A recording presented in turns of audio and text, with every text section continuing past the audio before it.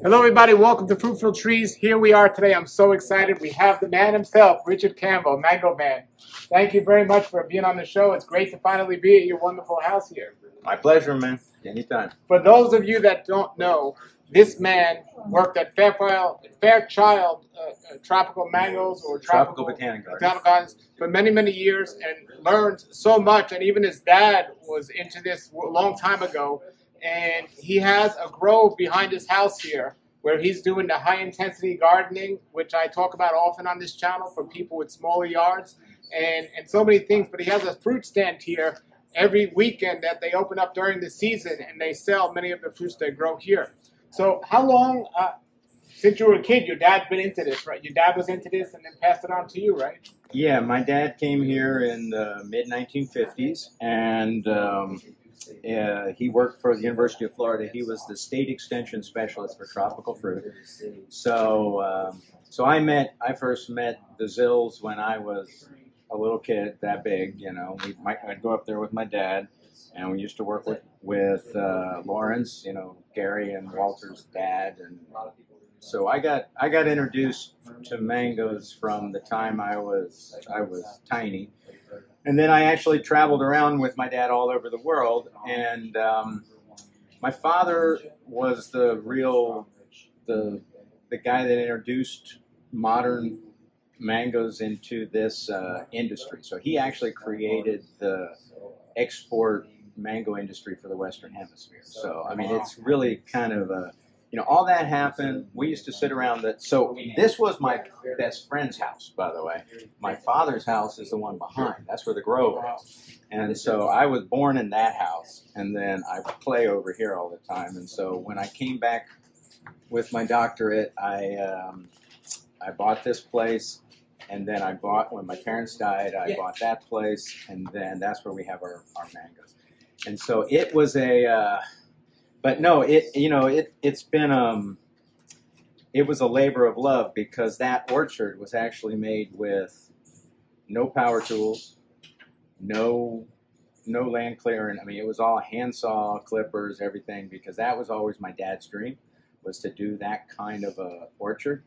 And so that's what we did with my boys and I. And he's over there. Yeah. There he is. We've seen him on many videos as well. Yeah, exactly. So how much land between the two properties do you have? It's so these are what they used to call builder acres. So I think it's an acre and an eighth or something like that. So it's two of them. We actually only grow on about 3/4 of the acre on that side. So I still have the house on that side too.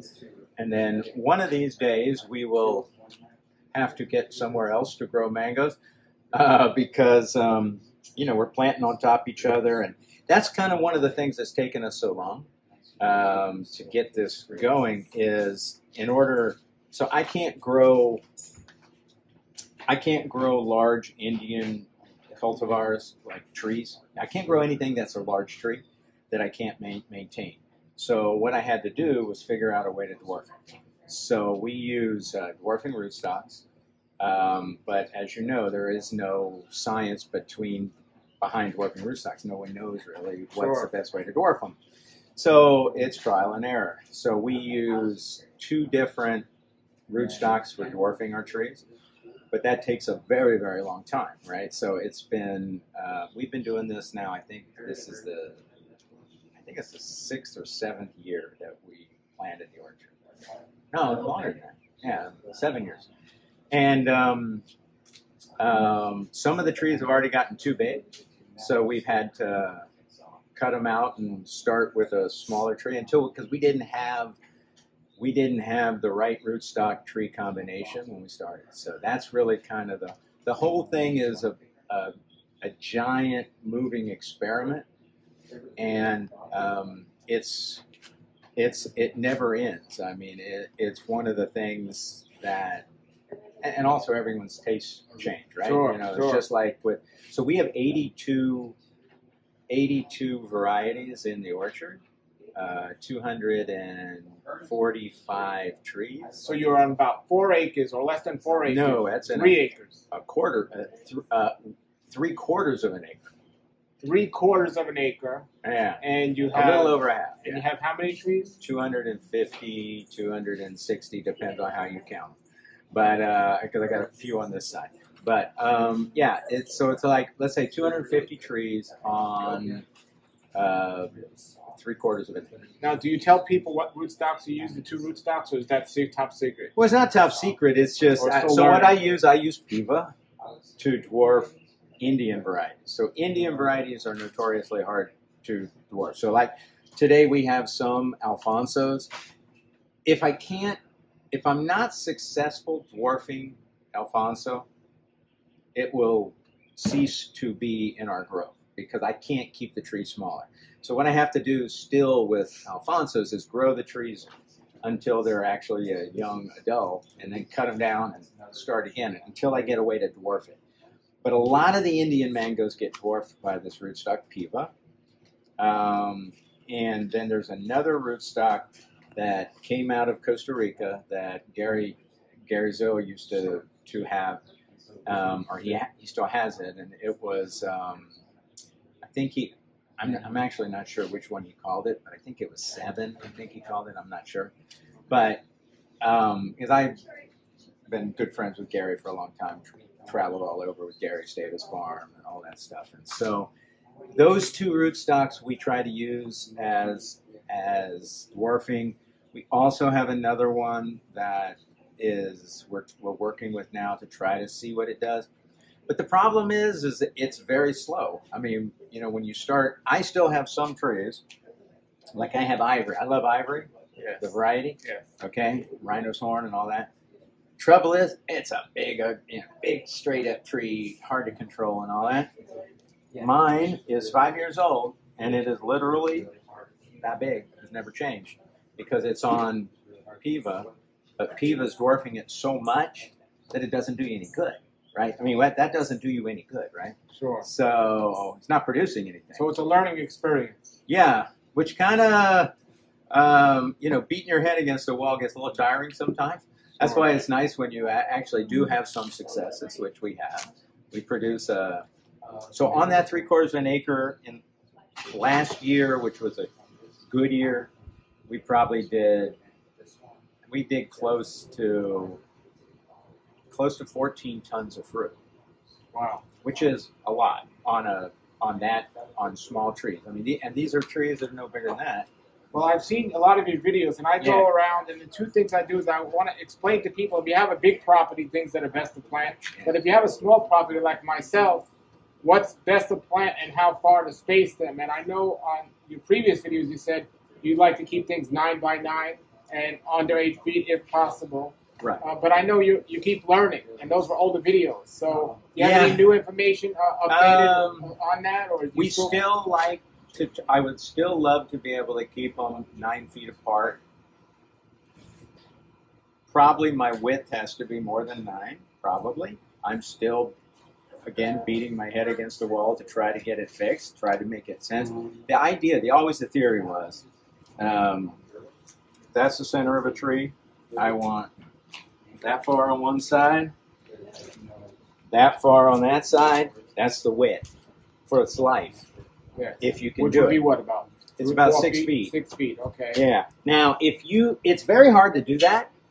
And again, if you have the right variety, so for instance, Angie, no problem. I can do that with an Angie in my sleep. All right. That's why that's a great tree. That's what we substitute Alfonso for, right?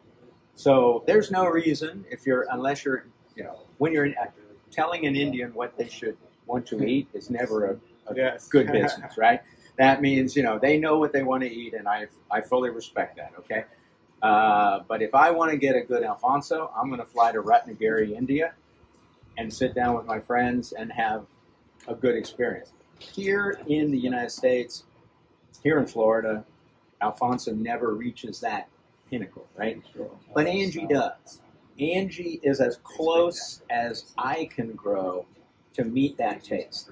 So I always try to take them into that. Now, also, the other thing about Angie, it's really good for a homeowner. Great for a homeowner because it is a small tree. It is manageable. There's nothing wrong with that tree, right? It's a good tree. So like one that if I can't figure out how to dwarf is going to really be disappointing to me is emerald. Like we love emeralds, right? Emeralds are great. It's a fruit I just love the flavor of that thing. But it's a bigger tree, right? Hard tree to control. Now I have it dwarfed. I have it on Piva, and it dwarfs it. But the trouble is, it's not really doesn't really know how to grow. You know, it's not the right. We haven't got it right yet, right? And so that's the way that we keep working. Now, like one that everyone always talks about that we used to grow, Namdak Mai, right? Everyone loves Namdak Mai. Yeah, you got to have Namdak Mai and all that. I hate growing Namdak Mai. Always have, always will. All right. And the reason is they don't do anything that I want them to do. All right. They don't work with you. They fight you all the time, right? But that's it. It's a real work in progress. We have our little nursery over there where we propagate everything and do all the stuff. So now it's interesting you said it about emerald, because I was just about to Alex at Tropical Acres, and his emerald stays pretty compact compared to his other trees. It's compact, but then it just keeps going. That's the thing. So that's the whole thing too. Through the life of any mango tree, you have what they do when they're a young adult, and then when they become a bigger tree. Some trees the real key to the whole thing is if you can maintain fruiting at the right size. That's the hard part. So once you get let's take a Hayden, okay? You cannot keep a Hayden at 15 feet and productive. You can't, because once it just wants to get bigger, so when you knock it back, it comes back with leaves. And then you knock it back, it just comes back with leaves. And you can't ever get it to fruit. And one of the other things that we don't do, we don't use any bloom inducers. We don't use any chemicals to control size. Everything we do on our orchard is actually, we're not certified organic, but we grow sustainably. I don't use any agrochemicals, except I like to reserve the need if I had it. So that's why we don't worry about getting certified. Now it's true you don't even use water here. I mean, you use hand water. You don't use any irrigation. Yeah, I do, and see, now that's another one that's taken a long time to learn. Okay, so this soil here is this is old hammock land. So we have giant sinkholes all over this property. So a lot of times when you plant the trees, once the trees get out, they drop their roots down into the sinkholes. And then when you get into dry spots, particularly when they're young trees, they'll get dry, and those dangling roots there get dry, and those young trees they suffer, they get hurt, right? So that's one of the things that we've modified over the years, is we actually go and do a little bit of, I do hand watering for the first couple years of their life now, particularly with dwarf rootstocks, because dwarf rootstocks have a limited root system. That's how they dwarf. So if you don't keep them leveled off on water over the dry times, they'll stun, and it's very hard to recover. So like one of our big trees that we love is Bolt, and Bolt on Piva is a great combination. The tree just makes a bush that just keeps getting like this. But if you let it get drought stressed in like the 4th, 5th year, that thing will start to die back and die. So some of the things you're saying are exclusive to the situation you have here, like what you're talking about. Yeah, because if you're up in the sands, you're more. What it is your droughts and wet times are more constant. With us, we have these giant holes in the ground, and so your roots are going in there, and when you don't have any water in the hole, it's dry in there, and the roots suffer. And the big problem is when that hole is right under the crown of the tree, right? Because sometimes I'll plant on top of them without knowing it. So normally when I plant a tree around here, I use a wrecking bar, and I boom, boom, boom. So you have to down here do that, yeah. Yeah, because remember, I don't auger holes. I use a pick, and so we plant everything with a pick and shovel. And, you know, again, one of the things that when I was at Fairchild, I'd have to do many, many videos on planting trees and amending holes and all that. Look, I'm telling you, I'm now 57 years old. I planted an awful lot of trees in rock in South Florida. I am not going to dig a hole any bigger than I have to, and I am certainly not going to spend a lot of time amending holes. So I actually take a pick and break out the rock big enough to get the pot in there, get the plant in there. Always plant it a little perched up so it can get its roots out.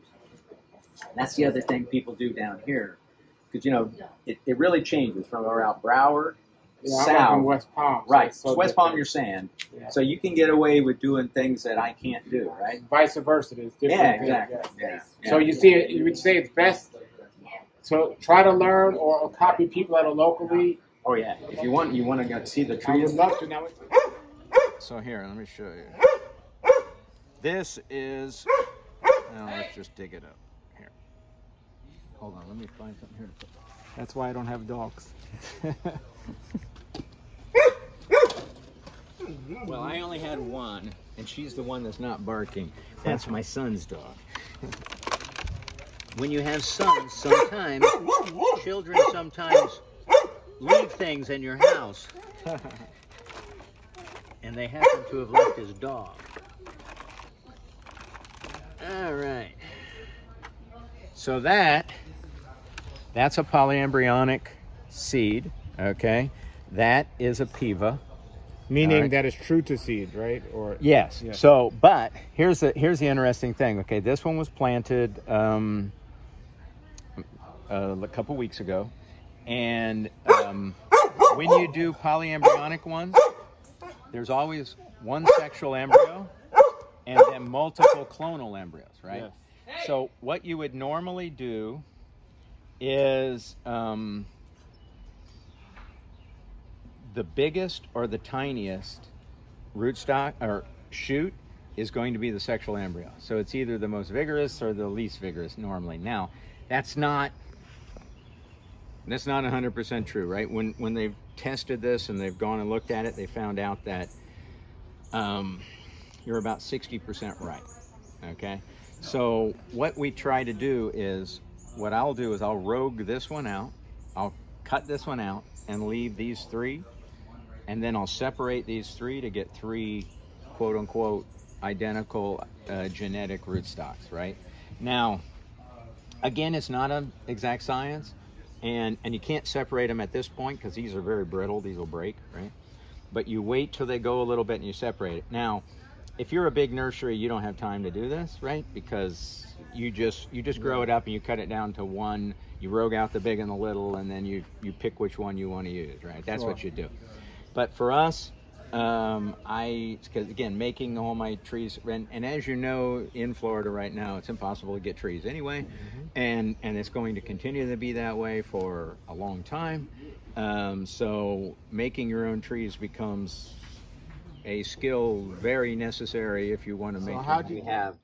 So there's a rootstock that was left over from last year. You see, I've actually grafted a couple times, and it died.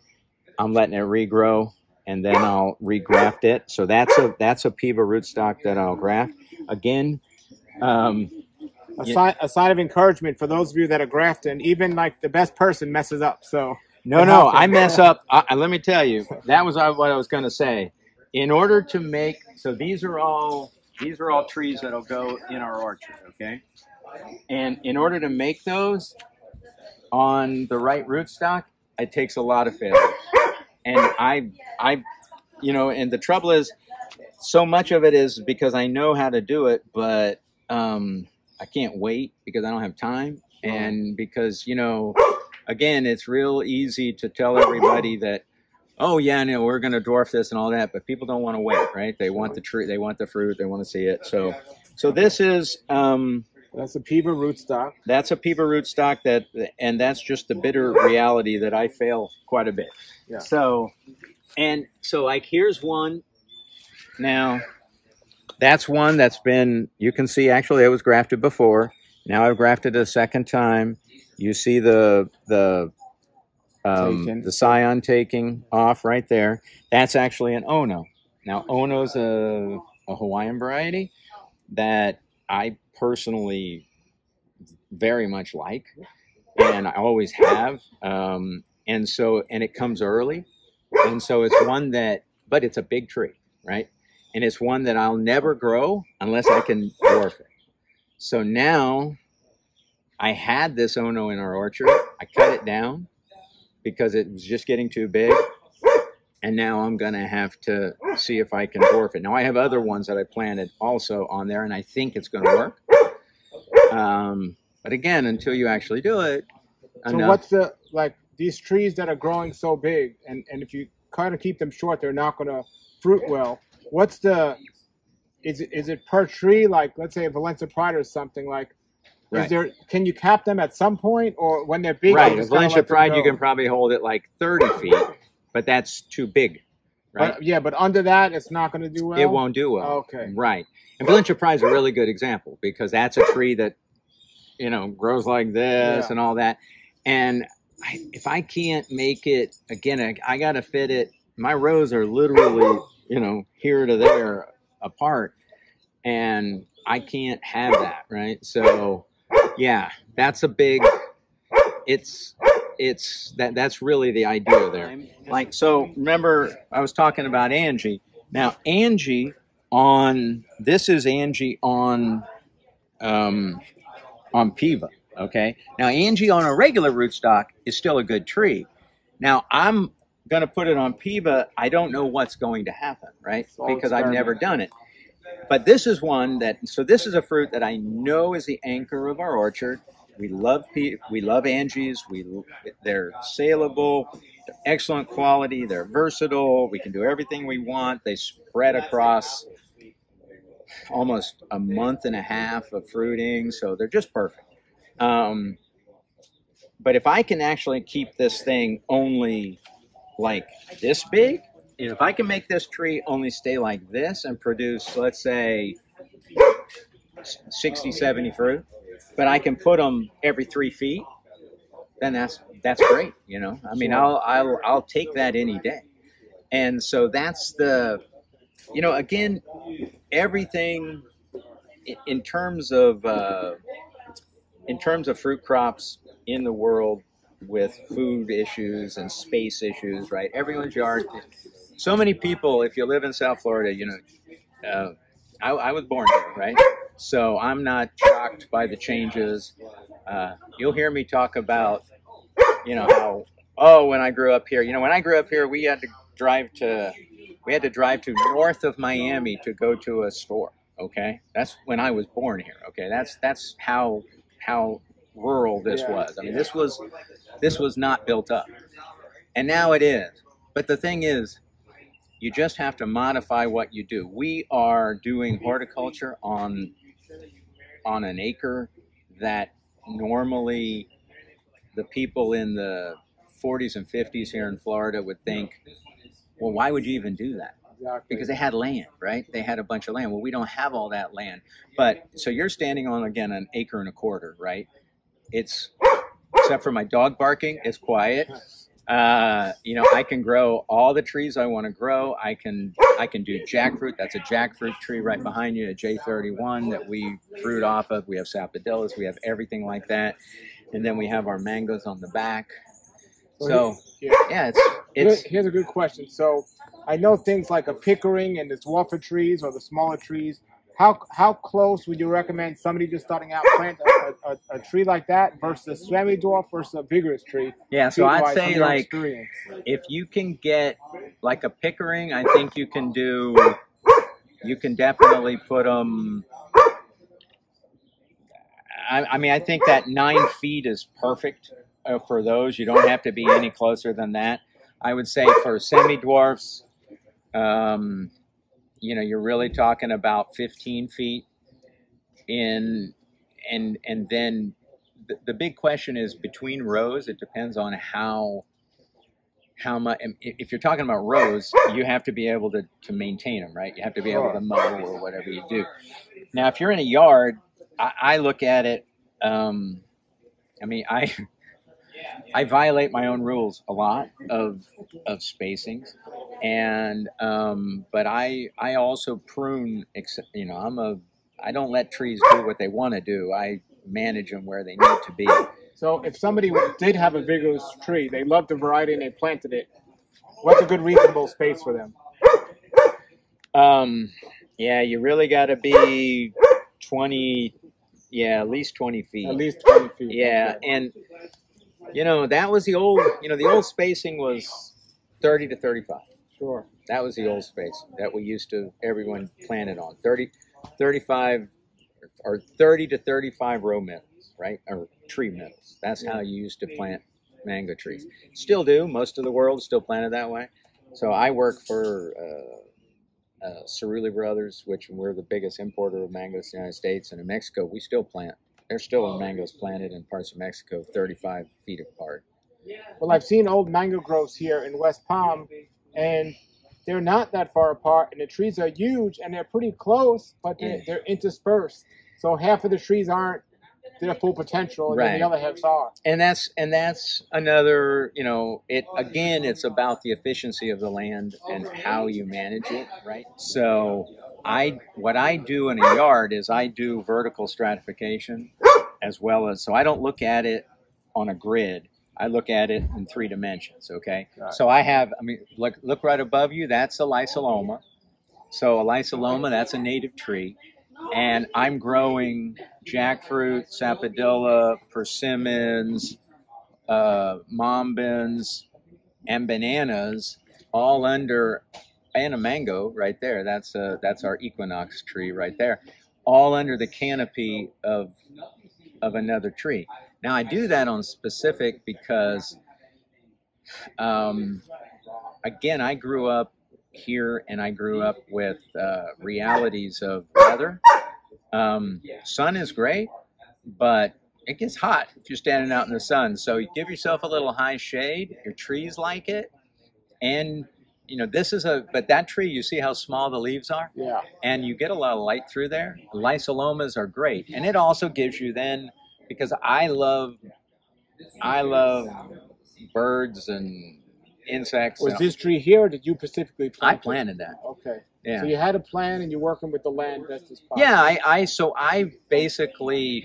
I was doing food forests and all that stuff before they were called that, right? You know, I mean, we just called it homesteading, right? Sure. I don't mean to homestead the city, but homesteading, right? And so when we were kids, my dad used to say that you planted the yard full of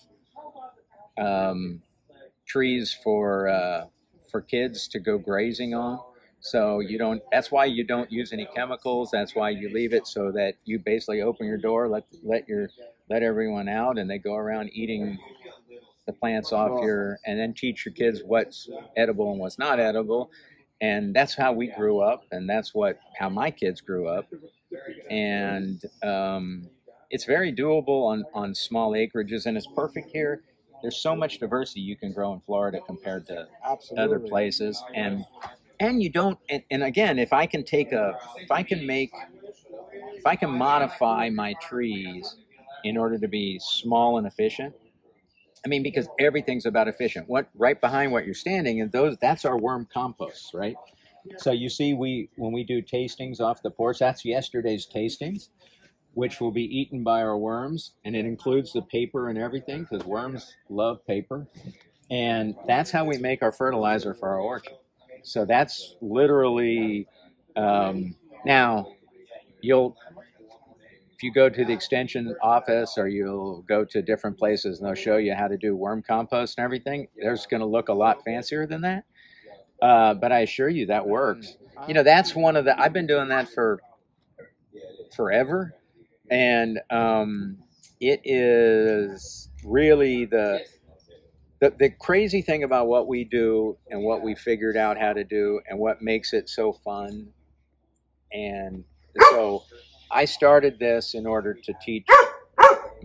I did it to honor my father and then to teach my kids, because no matter where you live in this country or other countries, there are things you can do this kind of agriculture with.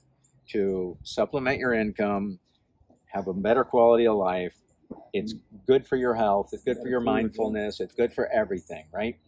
And the whole point of it is all of the money that we ever made has gone to our three boys. They just divide it, boom, boom, boom, right?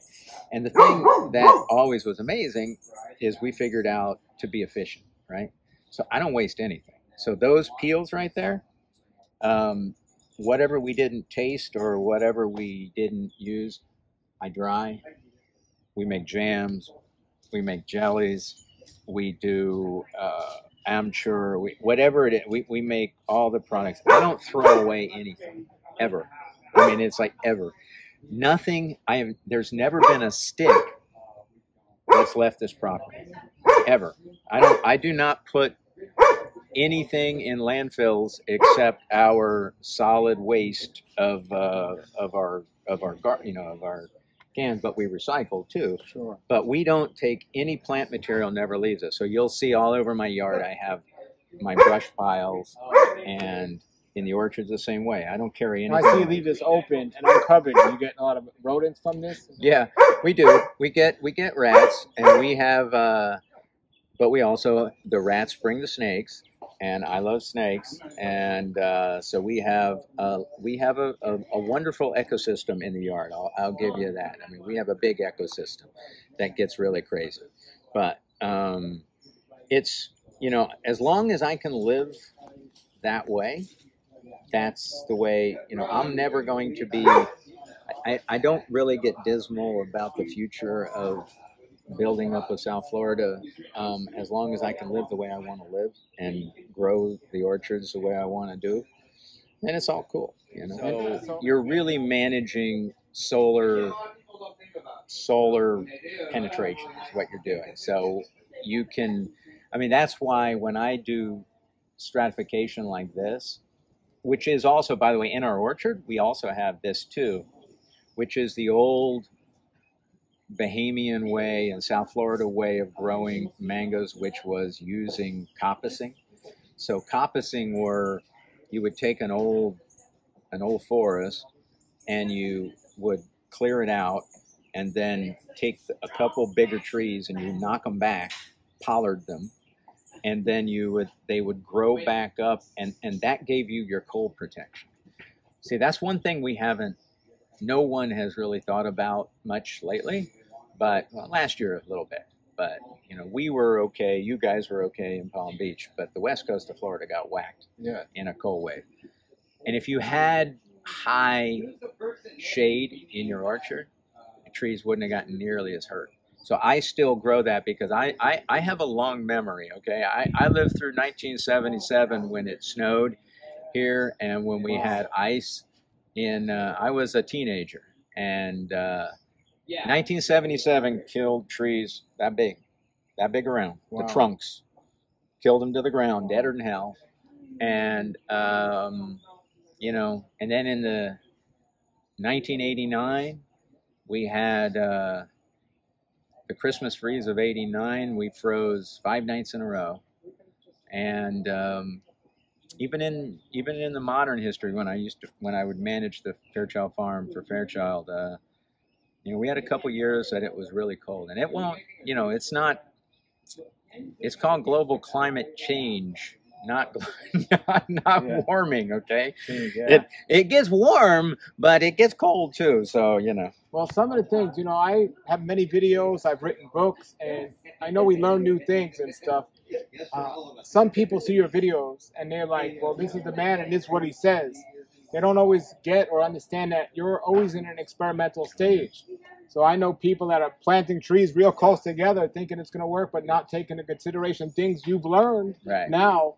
So, like, do you try to go back or do you try to make new videos? Like, what's your plan with stuff like that? Yeah, well, that thing you saw on YouTube recently, that was my son trying to make me modern. So, yeah, so we will, we have to update all of those things. And,